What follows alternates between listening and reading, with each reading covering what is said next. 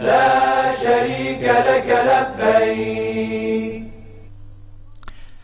Nous sommes venus ici pour faire la marche entre Safa et Marvé. Safa et Marvé sont deux petites collines que vous voyez ici d'une hauteur de 20 mètres à peu près et 400 mètres de largeur. Elles se situent à côté de la mosquée Haram. Aujourd'hui, une partie de ces deux collines a été détruite. Dans cet endroit, il faut faire une marche. Et nous allons vous expliquer quelques questions sur cette marche. On doit faire cette marche entre Safa et Marvé. Comme vous le voyez maintenant, nous sommes en train de nous approcher de ces deux collines. On y trouve une ligne verte d'une longueur de 70 mètres à peu près. Cette derrière indique l'endroit sur lequel on doit commencer la marche. Entre Safa et Marvé, il y a un espace d'environ 60 ou 55 mètres qu'il est recommandé aux hommes de courir. Mais pour les femmes, cela n'est pas obligatoire. Et si une femme court par oubli entre ces deux collines, il n'y a aucun problème pour cela.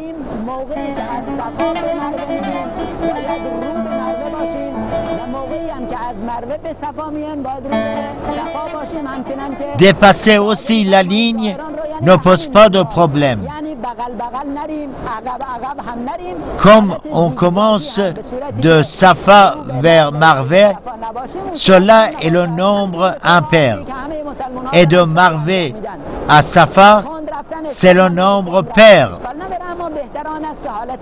Quiconque trouve la fatigue lors de cette marche, il peut se reposer à côté. Il n'y a pas de problème pour cela. Après le repos, il faut continuer la marche à partir du même endroit. Et s'il est l'heure de la prière, on peut faire la prière en assemblée et continuer ensuite la marche.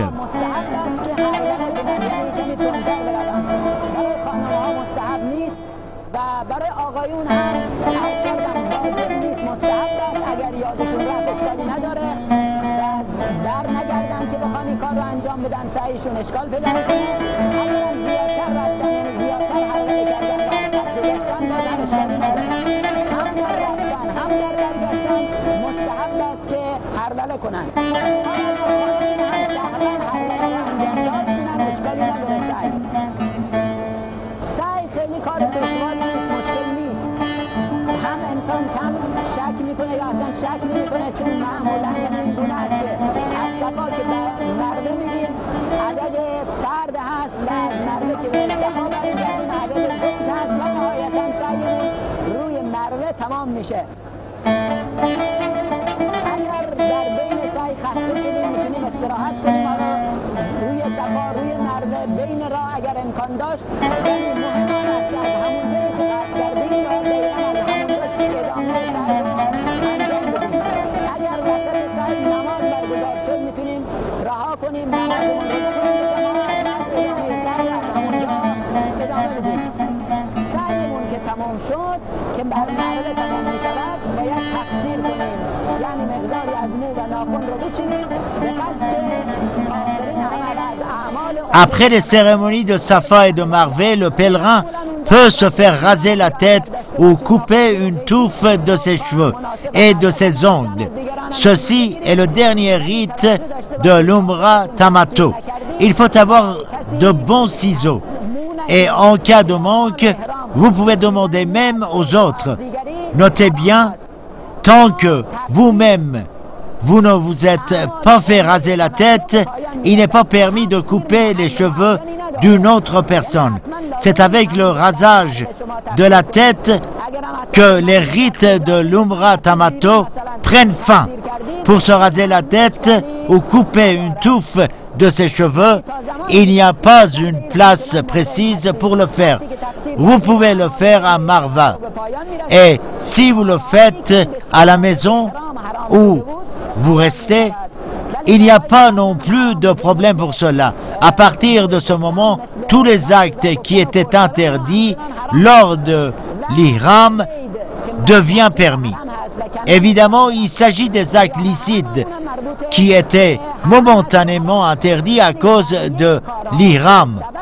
Par contre, tous les actes qui étaient interdits avant l'Umrah resteront toujours illicites, tels que les mensonges et la turpitude. Ce sont des actes qui sont interdits avant et comme après l'Umrah Tamato. Il faut rappeler aussi que lors de la marche entre Safa et Marvé, il faut faire des supplications et glorifier Dieu.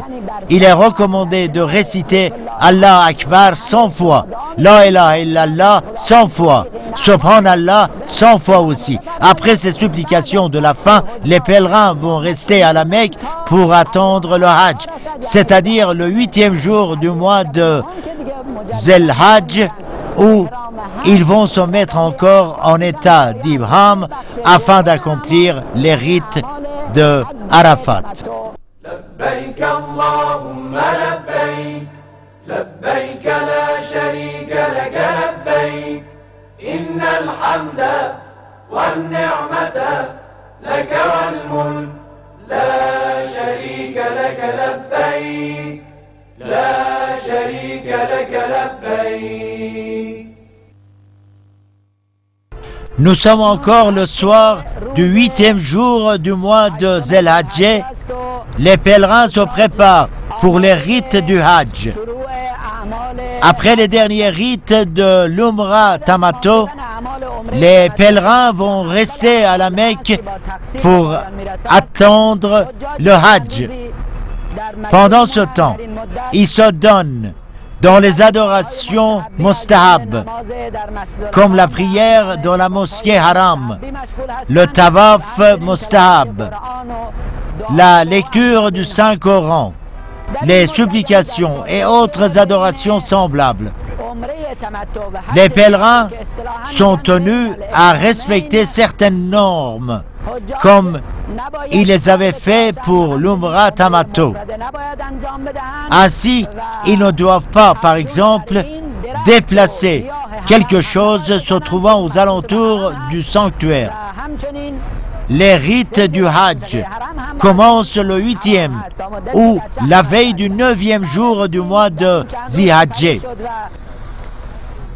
Il faut savoir que pour commencer les rites du Hajj, il faut être en état d'ihram.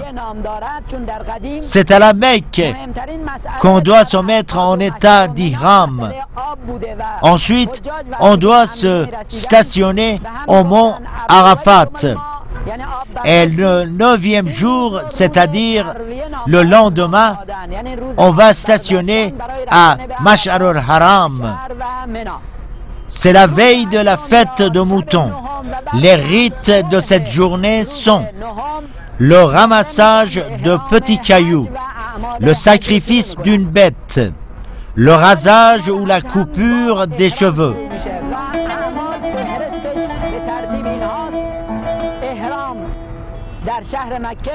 Le 11e et le 12e jour ont aussi des rites particuliers. On doit rester et passer la nuit à Mina, où on doit aller au Jamarat et jeter les petits cailloux.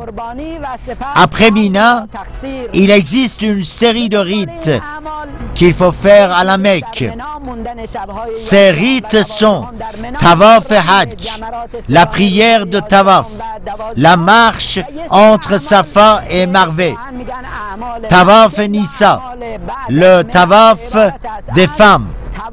Avant de commencer tout ceci, il faut se mettre d'abord en état d'ihram.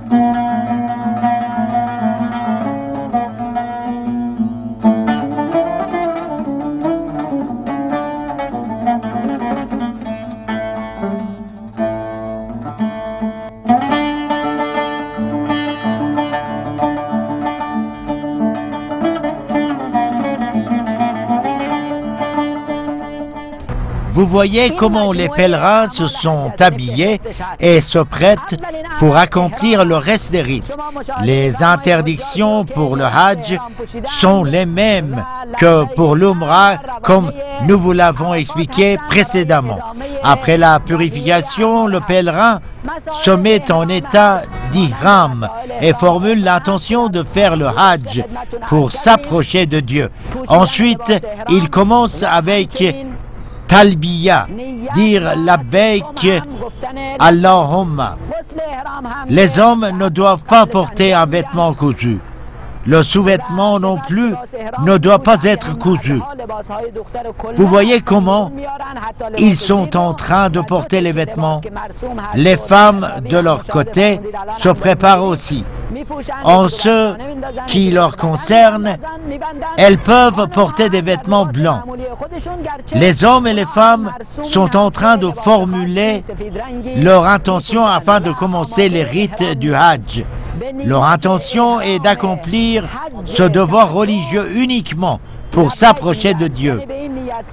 Souvent, le religieux de caravane récite une formule de l'intention du Hajj pour tout le monde. Et les pèlerins le suivent aussi. Les pèlerins vont faire aussi le Talbiya, c'est-à-dire ils vont dire Labbaik Allahumma Labbaik Labbaik la sharika laka Labbaik. Il faut savoir que tout ce qui était interdit dans l'Umrah Tamattu est aussi interdit dans le Hajj. Ici, les gens se rendent à Arafat pour accomplir le reste des rites. Ils doivent se mettre en état d'ihram, comme ils l'ont fait pour l'Umrah Tamattu. En ce qui concerne l'ihram, dans l'Umrah, les pèlerins sont tenus à se préparer à partir des mirat. Mais pour le Hajj, ils se mettent dans cet état dans la ville de la Mecque. Il est dit qu'il est mieux de le faire dans l'enceinte de la mosquée Haram. Mais ces dernières années, comme il y a une grande foule qui vient dans cette mosquée, seulement un petit nombre de gens parviennent à se mettre en état d'ihram à son intérieur. Et il est mieux aussi de le faire sur Maqam Ibrahim ou sur Hajar Ismaïl, la pierre du prophète Ismaïl. Bon, maintenant que nous sommes en état d'ihram, nous sommes devenus de muhrim. Nous allons nous orienter vers Arafat pour accomplir le deuxième parmi les rites du Hajj Tamattu, dont le stationnement sur le mont Arafat. La matinée du 9e jour, les pèlerins se mettent en marche vers le mont, où ils attendent de midi jusqu'au coucher du soleil. Si Dieu le veut, nous allons vous parler de certaines questions concernant le stationnement à Arafat et à Mina, et les restes des rites. Que la paix et la bénédiction de Dieu soient avec vous.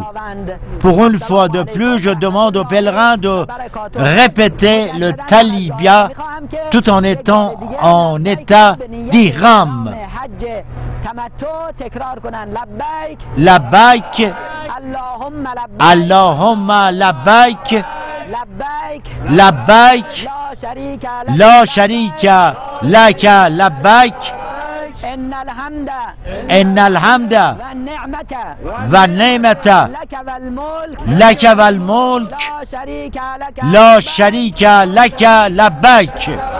لبيك اللهم لبيك لبيك اللهم لبيك لبيك لا شريك لك لبيك لبيك لا شريك لك لبيك إن الحمد والنعمة لك والملك إن الحمد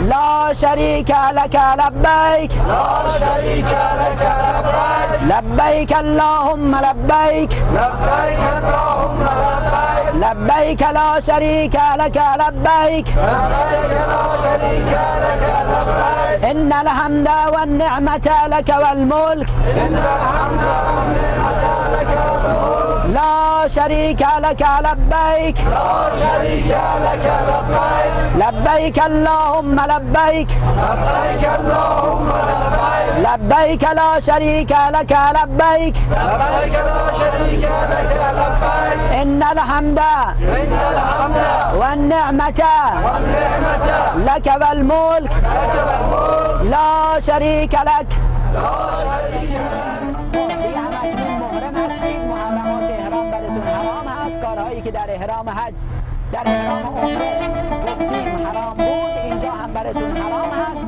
تکرار لبیک مستحب است لبیک ها رو تکرار میکنید تا فردا ظهر دیگه نباید لبیک بگید لبیک رو ترک میکنید یعنی فردا و همچنین هنگام رفتن مشعر الحرام و در مشعر الحرام و منی دیگه لبیک گفته نمیشه دیگه خودتون با خودتون لبیک ها رو تکرار کنید ولو با گفتن لبیک اللهم لبیک لبيك اللهم لبيك لبيك لا شريك لك لبيك إن الحمد والنعمة لك والملك لا شريك لك لبيك لا شريك لك لبيك.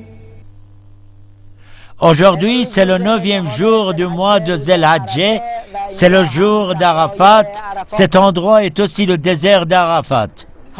Le pèlerin peut se demander que hier, on était dans le sanctuaire où on avait fait le tawaf.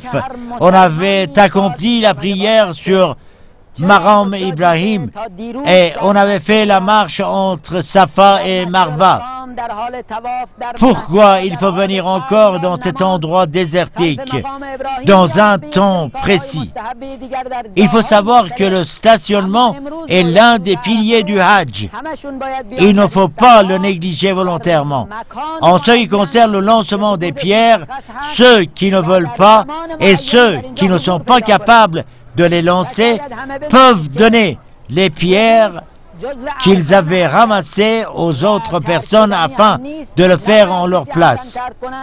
Les pèlerins qui ne veulent pas ou qui ne peuvent pas égorger la bête pour le sacrifice, ils peuvent mandater d'autres personnes pour le faire à leur place.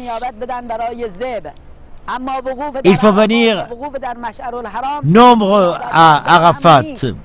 Même les malades qui sont en état d'ihram doivent venir dans cet endroit où les pèlerins doivent rester jusqu'au coucher du soleil. La présence de tout un chacun à Arafat est très souhaitée en ce jour. La présence des gens est très importante, car cet endroit est un lieu d'adoration et de supplication. C'est aussi le lieu de pardon pour les péchés. On peut se demander pourquoi il faut venir dans le désert. Est-ce qu'il n'y a pas d'autres endroits pour les adorations et les supplications? La réponse est que dans cet endroit, les musulmans sont en excursion. Ils sont unis et font les mêmes mouvements. Ce rassemblement démontre également la force et la puissance des musulmans. Les pèlerins doivent rester dans ce lieu jusqu'au coucher du soleil. Après le coucher du soleil, ils doivent se rendre à Mash'ar al-Haram pour ramasser les petits cailloux.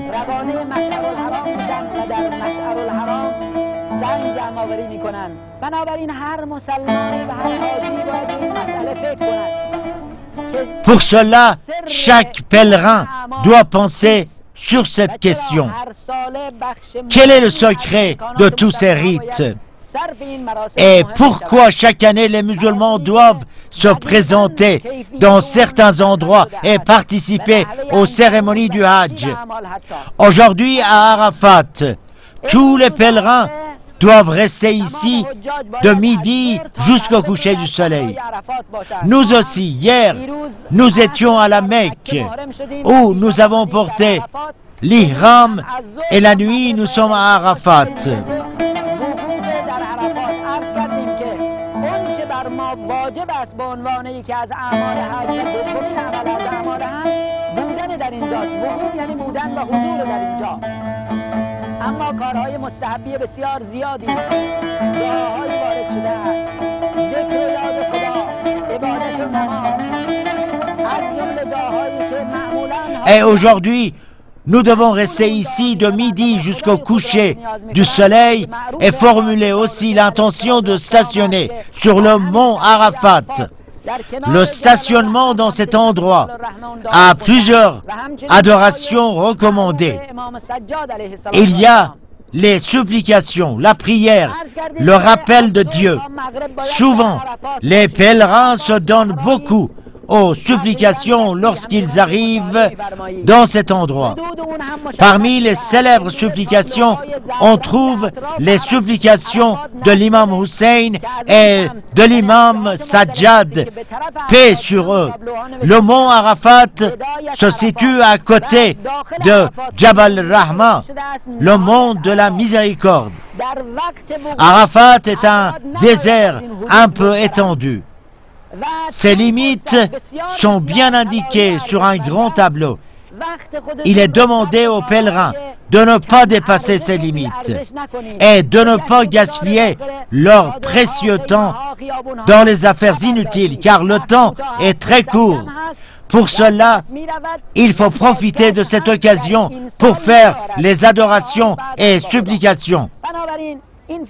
Il faut garder toujours l'ordre de la caravane. À Arafat, on trouve deux autres endroits importants. Il s'agit de Jabal Rahma et Masjid Namare. Ces deux endroits sont en dehors des limites d'Arafat et il nous faut s'y rendre au risque de dépasser les limites.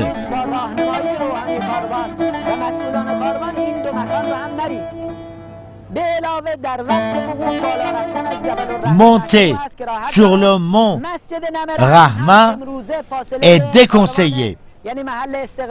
Il y a une grande distance pour atteindre la mosquée Namare, c'est-à-dire votre lieu de résidence. Vous les Iraniens, vous êtes loin de cette mosquée.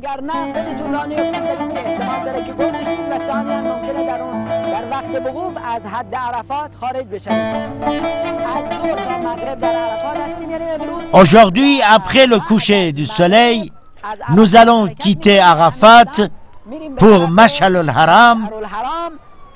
Et demain encore, nous allons quitter cet endroit pour partir à Mina. Les pèlerins arrivent d'abord à Arafat, puis repartent cette nuit à Mash'ar. Ensuite, demain, ils iront à Mina, où ils vont accomplir les restes des rites. لبيك لا شريك لك لبيك إن الحمد والنعمة لك والملك لا شريك لك لبيك لا